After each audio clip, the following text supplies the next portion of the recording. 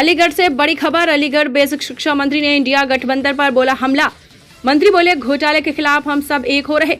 अलीगढ़ में बसपा के द्वारा ब्राह्मण कार्ड खेलने पर मंत्री बोले भाजपा की एक तरफ की जीत है, इससे कोई फर्क नहीं पड़ेगा। अलीगढ़ में विकास के मुद्दों पर चुनाव जीतने के बेसिक शिक्षा मंत्री ने किए दावे। देखिए रिपोर्ट। और मोदी जी अपने परिवार को भ्रष्टाचारियों से बचाने के लिए लड़ाई लड़ रहे हैं, जिसमें देश को, जिन्होंने देश को लूटा है उसे लौटाना ही पड़ेगा, ये मोदी जी की गारंटी है। ये घोटालेबाजों की बारात है, जहां सब देश को लूटना चाहते हैं और यह भी चाहते हैं कि उससे कोई भ्रष्टाचार पर, उनके भ्रष्टाचार पे कोई भी चर्चा ना करे। यानी घोटाला अपना हर रोज बढ़े, चाव से ये करते हैं वो, और ये भी चाहते हैं कि कोई एक्शन भी ना हो। ये गठबंधन जनबंधन नहीं बल्कि ये ठगबंधन। लेकिन गठबंधन है कहां? आम आदमी पार्टी कहती है कि केजरीवाल की गिरफ्तारी के समर्थन में दिल्ली में रैली हो रही। कांग्रेस कहती है कि ये किसी व्यक्ति के समर्थन में नहीं बल्कि पूरे गठबंधन की रैली है। कांग्रेस, आम आदमी पार्टी दिल्ली में इलू इलू कर रही है, लेकिन पंजाब में हम आपके हैं कौन हो रहा है। पश्चिम बंगाल में ममता ने साथ में लड़ने से इनकार कर दिया है। बिहार में आरजेडी ने अपने उम्मीदवार पहले घोषित कर दिए। कर्नाटक में उद्धव ठाकरे जी ने उम्मीदवारों को पहले घोषित कर दिया है। महाराष्ट्र में, माफ करिएगा। अलीगढ़ में बेसिक शिक्षा मंत्री संदीप सिंह के द्वारा 2024 के लोकसभा चुनाव को लेकर इंडिया गठबंधन पर जमकर तंज कसे। शिक्षा मंत्री संदीप सिंह के द्वारा आरोप लगाते हुए कहा गया कि इंडिया गठबंधन के लोग जिस तरीके से एक हो रहे हैं, कहीं ना कहीं ऐसा प्रतीत होता है जैसे घोटाले के लिए सभी लोग एक हो रहे हैं। वहीं केजरीवाल पर गंभीर आरोप लगाते हुए उनके द्वारा कहा गया कि केजरीवाल के द्वारा शराब घोटाला किया गया। इंडिया गठबंधन पर बेसिक शिक्षा मंत्री के द्वारा आरोपी की झड़ी लगाते हुए कहा गया कि इंडिया गठबंधन के द्वारा लगातार एक माहौल बनाया जा रहा है। वह सही है या गलत है? आपने टैक्स चोरी की या नहीं? कांग्रेस बताए कि उनके समय पर इनकम टैक्स फाइल क्यों नहीं किया? आय को कम करके क्यों बताया गया? आम आदमी पार्टी बताए कि क्या सुनीता केजरीवाल जी अब अघोषित रूप से मुख्यमंत्री हैं, क्योंकि अब वही केजरीवाल जी की कुर्सी का इस्तेमाल कर रही है। आम आदमी पार्टी बताए कि शराब घोटाले में कोर्ट उनके नेताओं को जमानत क्यों नहीं दे रहा है। जब 9 बार समन किया गया तो केजरीवाल जी पेश क्यों नहीं हुए? क्या वो यह चाहते थे कि जानबूझकर मामला चुनाव तक जाए और वे गिरफ्तारी पर विक्टिम कार्ड खेल करके हम सब लोगों के सामने इस नए खेल को लेकर के आए?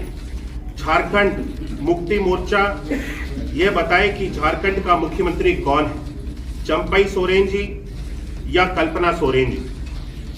जब ये इंडी गठबंधन है ही नहीं तो रैली क्या भ्रष्टाचार बचाओ रैली नहीं है? मैं आप सब लोगों के माध्यम से इन सारी प्रश्नों को हमारे इंडी गठबंधन के सभी सदस्यों के सामने रखना चाहता हूं।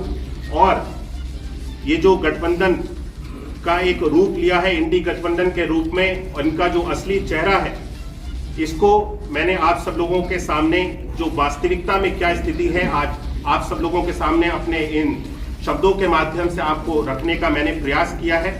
बहुत बहुत धन्यवाद। जबकि सभी जगह से भाजपा की एक तरफा जीत है, लेकिन कुछ लोग माहौल बनाने के लिए ऐसा कर रहे हैं। बेसिक शिक्षा मंत्री ने भारतीय जनता पार्टी की जीत के दावे किए। 2024 के लोकसभा चुनाव में विकास के मुद्दे को अपना एजेंडा बताया। कोर्ट से मामला तय हो रहा है, तो क्या इंडी गठबंधन के कोर्ट के खिलाफ ये रैली निकाल रहा है?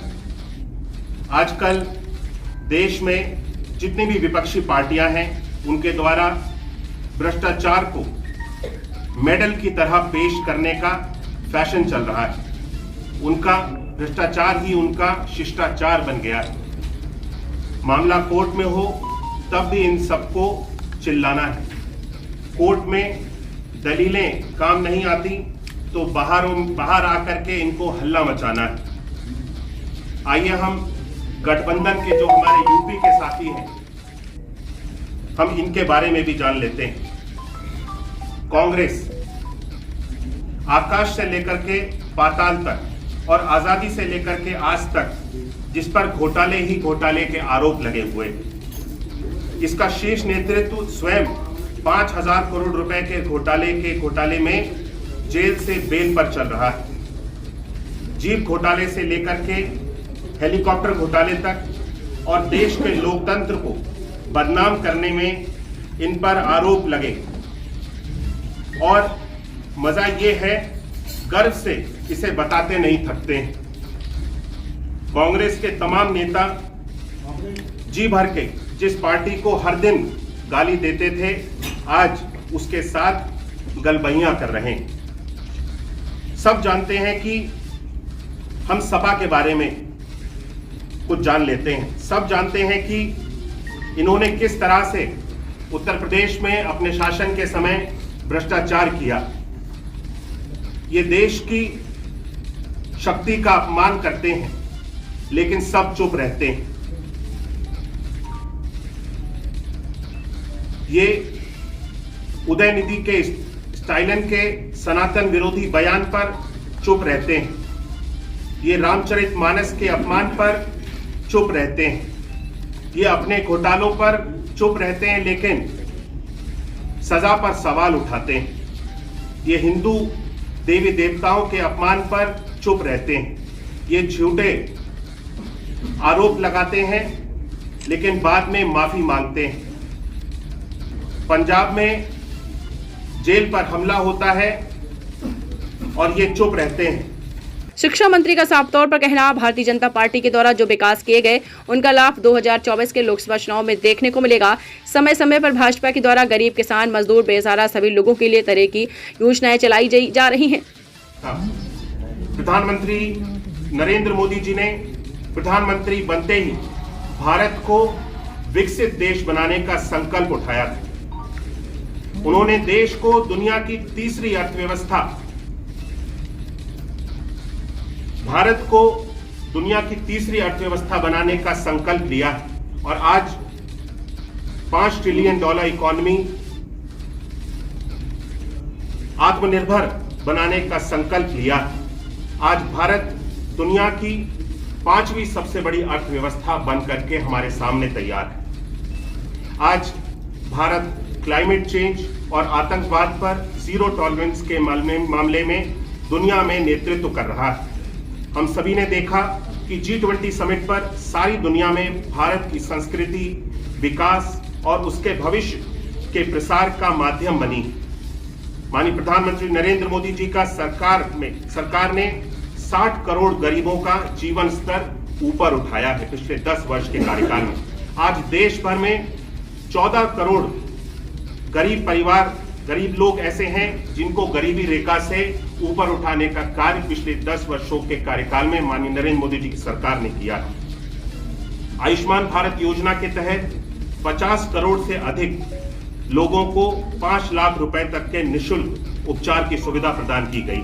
उज्ज्वला योजना के माध्यम से 9.5 करोड़ लोगों को अधिक गैस कनेक्शन की सुविधा दी गई। भारत ने विश्व का सबसे बड़ा टीकाकरण अभियान चलाया। आज भारत चांद के दक्षिण ध्रुव पर पहुंचने वाला दुनिया का पहला देश बना। 14 देशों ने प्रधानमंत्री मोदी जी को अपना सर्वोच्च सम्मान दिया। विश्व स्तरीय काशी विश्वनाथ कॉरिडोर तैयार किया गया है। सिख तीर्थ यात्रियों के लिए Kartarpur Sahib corridor, statue of unity बना करके सरदार वल्लभ भाई पटेल जी के योगदान का सम्मान किया गया। नेताजी सुभाष चंद्र बोस की विरासत को सम्मान देने के लिए इंडिया गेट पर उनकी प्रतिमा स्थापित की गई। जो कभी राजपथ कहलाता था, आज वह कर्तव्य पथ के नाम से जाना जाता है। अंडमान निकोबार द्वीप समूह में नेताजी सुभाष चंद्र बोस आइलैंड पर नेताजी को समर्पित भव्य स्मारक और म्यूजियम का शिलान्यास किया गया। भारतीय सेना के परमवीर चक्र विजेताओं के नाम पर अंडमान निकोबार के 21 द्वीपों का नामकरण किया गया। वीरांगना दुर्गावती जी की 500वीं जयंती देश भर में मनाने का निर्णय लिया गया। भगवान श्री बिरसा मुंडा जी की जयंती 15 नवंबर को देश में राष्ट्रीय गौरव दिवस के रूप में मनाने का ऐतिहासिक निर्णय लिया गया। भारत को G20 की अध्यक्षता का गौरव मिला। भारत आज मानवीय संकट के समय कार्रवाई करने वाला पूरी दुनिया में प्रथम राष्ट्र के रूप में महत्वपूर्ण भूमिका निभा रहा है। भारत ने पिछले 10 वर्षों के दौरान ऑपरेशन कावेरी, ऑपरेशन दोस्त, ऑपरेशन गंगा, ऑपरेशन देवी शक्ति जैसे विभिन्न राहत और निकासी अभियान चलाए। युद्ध स्तर पर सूडान से 3000 से अधिक भारतीयों को वापस लाया गया। यही कारण है कि 2024 के लोकसभा चुनाव में जनता के द्वारा एक तरफा वोटिंग की जा रही है और देखना होगा कि 2024 के लोकसभा चुनाव में आम जनता किस ओर रुख करेगी। फिलहाल बेसिक शिक्षा मंत्री के द्वारा जीत के दावे किए गए हैं। देखिए, उनको जमानत दी है कोर्ट ने। कोर्ट का जो पूरी प्रक्रिया है, कोर्ट अपना निर्णय लेती है। उनके सभी लोगों ने जो भी पक्ष रखा होगा उसके अनुसार कोर्ट ने अपना निर्णय लिया है। लेकिन आम आदमी पार्टी के कई नेता इसी शराब कांड के चलते हुए आज भी जेल के अंदर हैं और उन पर जो भी सजा दी गई है उस पर वो कार्रवाई चल रही है। मुझे लगता है कि इसमें ये सारी चीजें सामने साफ हैं कि कोर्ट जो भी निर्णय ले रही है और इस पूरे प्रकरण को लेकर के जो भी सारी चीजें गतिविधियां चल रही हैं वो पूरी तरह से हर एक जो व्यवस्था बनाई गई है व्यवस्था के अंतर्गत चल रही है और किसी भी तरह का कोई इसमें दबाव नहीं है, किसी भी तरह का कोई भेदभाव नहीं है। हमारे जितने भी विपक्षी हैं वो इस तरह का आरोप लगा रहे हैं कि कोर्ट की जो कार्रवाई है, कोर्ट में हमारे द्वारा किसी भी तरह का हस्तक्षेप किया जा रहा है, इस तरह की जो भी बातें हैं मैं उनको सरासर पूरी तरह से खारिज करता हूँ। क्या लगता है संजय सिंह के बाद आम आदमी पार्टी के लीडर बाहर आएंगे? देखिए, मुझे नहीं लगता कि इस पर और कोई सवाल बनना चाहिए। संजय सिंह जी को आज बेल दे दी गई है और आगे की जो भी नीति होगी अपने अपने हिसाब से अनुसार तय करें। हम लोग अपने संगठन में हम सब लोग मिलकर के चलने का काम करेंगे और भारतीय जनता पार्टी अपने चुनाव को पूरी मजबूती के साथ लड़ने का कार्य कर रही है। केजरीवाल की पत्नी जो है जनता से अपील कर रही है अपने खुद के वीडियो डाल के, क्या कहेंगे उसको जवाब? देखिए, मैंने आपसे खुद कहा कि केजरीवाल जी अब जेल में हैं और केजरीवाल जी ने मुख्यमंत्री पद से अभी तक इस्तीफा नहीं दिया है। तो आम आदमी पार्टी इसको साफ कर दे कि उनकी जगह पे क्या उनकी पत्नी अब मुख्यमंत्री के रूप में कार्य करेंगे। अगर इस तरह की कोई चीज है तो हम सब लोगों को जानकारी होनी चाहिए। आपके बहुत करीबी जितेंद्र उपाध्याय भाजपा छोड़ करके, मोदी का परिवार छोड़ करके बसपा में चले गए, क्या कहेंगे? देखिए, मेरे करीबी तो आप नहीं कह सकते हैं। हर एक व्यक्ति के पास में स्वतंत्रता है अपने उसको अपने विवेक के अनुसार जो भी जिस तरह से जिस संगठन में जिसकी विचारधारा मिलती है वहां से चुनाव लड़ सके। हमारा देश एक लोकतंत्र है और हर एक व्यक्ति स्वतंत्र है जो जहां पे जाकर के अपनी विचारधारा जिसकी मिलती है वहां पे जाकर के अपनी बातों को रख सकता है। सर, लंबे समय से वो भाजपा में भी एक कार्यकर्ता के तौर पर रहे थे, उसके बाद बीएसपी ज्वाइन कर लिया और चुनाव लड़ रहे हैं, किस नजरिए से देखते हैं? क्या भाजपा को इससे नुकसान हो? देखिए, मुझे नहीं लगता कि भारतीय जनता पार्टी हमारे एक बहुत बड़ा संगठन है और हम सब लोग मिल करके कार्य करते हैं।